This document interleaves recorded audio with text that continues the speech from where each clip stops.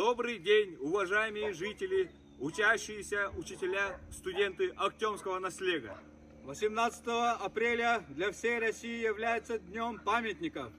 Поэтому в этот день учащиеся, студенты, жители России выходят на субботники по очистке памятников. Мы сегодня очистили памятник погибшим воинам Великой Отечественной войны, нашим землякам, нашим отцам, дедам, геройски погибших в полях сражений. В защиту нашей Родины в годы Великой Отечественной войны с нашего наслега ушли на фронт 188 человек. Из них 69 солдат вернулись в свои родные края, а 119 человек навсегда остались в полях сражения.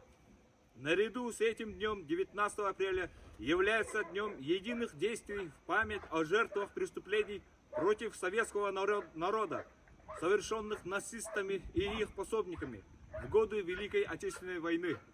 В целях сохранения исторической памяти о военных преступлениях нацистов и их пособников в годы Великой Отечественной войны мы сегодня участвуем в видеоэстафете без срока давности.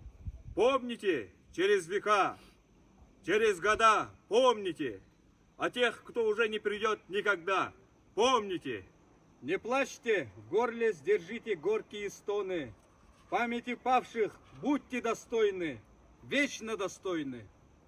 Хлебом и песней, мечтой и стихами, жизнью простой, каждой секундой, каждым дыханием будьте достойны.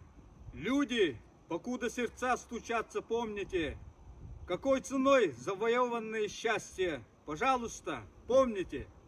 Просим всех жителей России присоединиться к видеоэстафете без срока